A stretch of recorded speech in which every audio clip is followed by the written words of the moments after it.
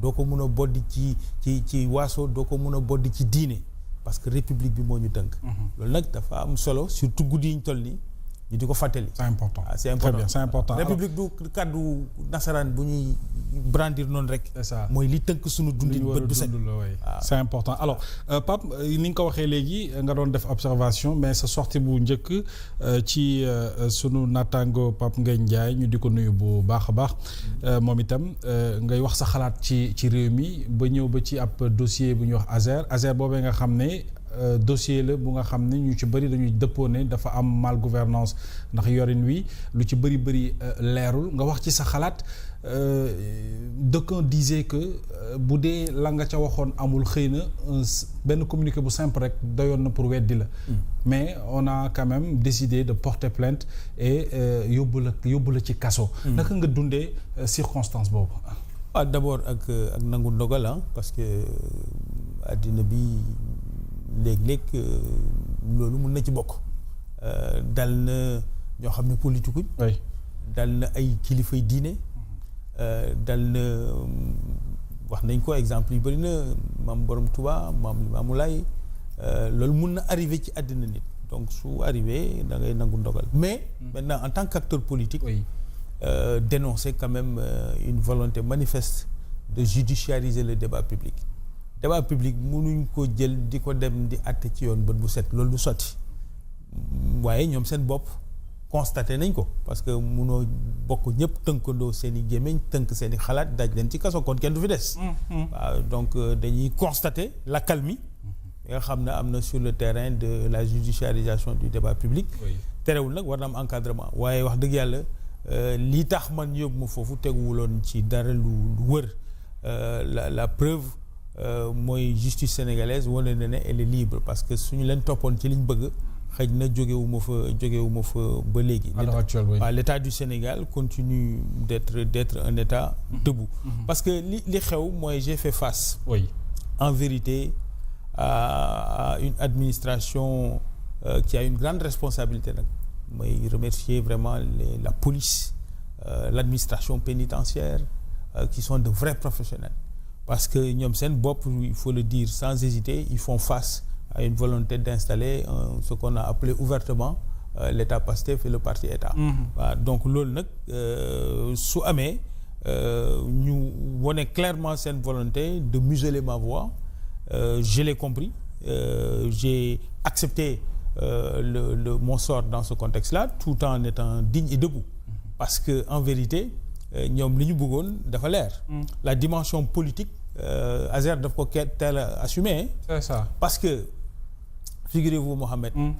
dañu ma d'abord menacé de porter plainte ils ne sont pas allés directement porter plainte ils ont fait un communiqué pour dire dinañ porter plainte donc loolu c'est une menace c'est une annonce léegi ci diggante annonce bi ak plainte bi ils ont pris contact avec moi quand même pour me demander de faire un post Facebook et démentir mes propos.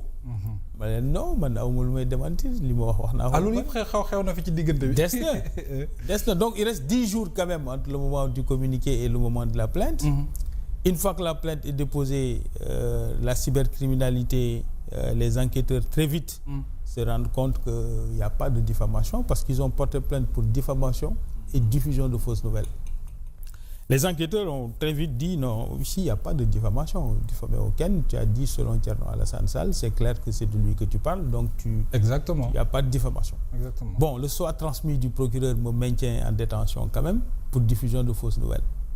Malgré tout, au tribunal, les avocats de l'Azer ont encore proposé que mu bind benn texte et même durant la garde à vue, ils m'ont proposé plein de fois pour se dédire pour me dédire ou bind mais non je ne le ferai pas si vous constatez qu'il faut pas le faire mais ne faites pas la plainte jusqu'au tribunal juste avant qu'on aille chez le procureur leur avocat a proposé encore à mes avocats pour ñu bind benn lettre etc. pour qu'ils retirent leur plainte ce que j'ai catégoriquement refusé naturellement. Oui bien sûr donc la dimension politique de cette affaire elle est quasiment assumée pour eux.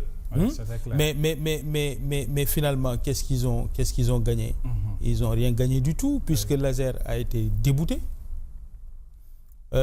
J'ai été condamné en première instance. Je ne suis pas encore condamné parce que j'ai fait appel. Ah, vous avez fait appel? Bien naturellement. J'ai fait appel, je ne suis pas encore condamné. Oui. Mais ñoom, ils ont été déboutés. Ils ne sont pas habilités à me poursuivre sur la diffusion de fausses nouvelles. Et sur la diffamation, c'est l'enquête policière même qui a dit qu'il n'y a pas de diffamation ici. Absolument. Donc Laser a tout perdu. Mais le pire de ce qu'ils ont perdu, c'est que les faits, après que je sois donc libéré, mais prouve qu'il n'y a même pas de diffusion de fausses nouvelles, puisque tout ce que je disais sur Thierno Alassane Sall et Laser est en train de se poursuivre comme une traînée de poudre.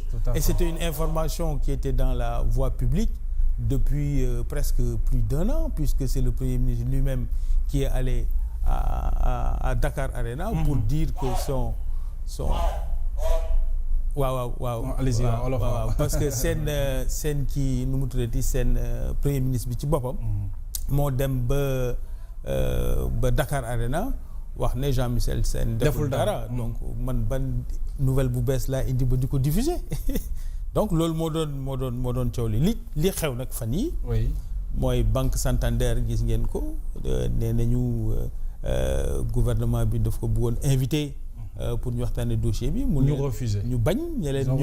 ñun suñuy waxtaan du yéen la ñuy waxtaanal ministère de l'économie et des finances la ñu war a waxtaanal te ñu ngi continuer. di laaj xaalis boobu nga xam ne jot nañ ko génne fan la dugg. muy 37 milliards yi 37 milliards exactement. yi ñu ne topp nañ ko gis nañ ko xool nañ fi mu jaar ba xamatuñ fan la am impact mu munoon a jëriñ près de 700 villages à 800 villages yu ñu électrifié ci réew mi. loolu waxuma ko c'est une traînée de poudre buy continuer bien sûr. dans la clameur et que enquête yi mi ngi wéy procédure donc loolu soo ci jàppee nit wax dëgg yàlla da ngay caaxaan rek donc surtout def nañ erreur parce que ils n'ont fait que médiatiser davantage li nga xam ne empirer les choses ils ont manqué de sérénité je trouve que les autorités de Laser auraient pu avoir beaucoup plus de sérénité mënoon nañ gën a dal ci mbir mi bañ a ànd ak përëx yi parce que mbir yi du yëfu personnel. Affaire bi suñ ciy wax man ñun waxuñu pour yàq kenn. dañuy wax rek pour leeral li ñu waxoon mooy ni ñu amee fulla ak fayda di def reddition des comptes ci ñi nga xam ne ñoo yoroon nguur gi démb sentiruñu farlu boobu ak fayda googu ci yi nga xam ne mooy dossier yi. mais justement Pape ci dossiers yi ñu leen di tuumaal mu teel lool ndax ñaari at la nu fi defagum en termes de bonne gouvernance seen politique da cee bokk jubbanti est-ce que mu xaaroon nga quand même ñu naan dossier bi tel dossier am na jafe-jafe xaalis bi fan la jaar ci koo xam ne yéen daanaka mayuñu leen dara ci seen gouvernance ci wàllu bonne gouvernance et de jubbanti est-ce que mbiri bettu la. man bettu ma. ah oui. bettuma parce que politique am na parparloo mais dafa war am limite man poste yi ma liggéey yi ma gën a impacté mooy quand j'étais conseiller au ministère de la promotion de la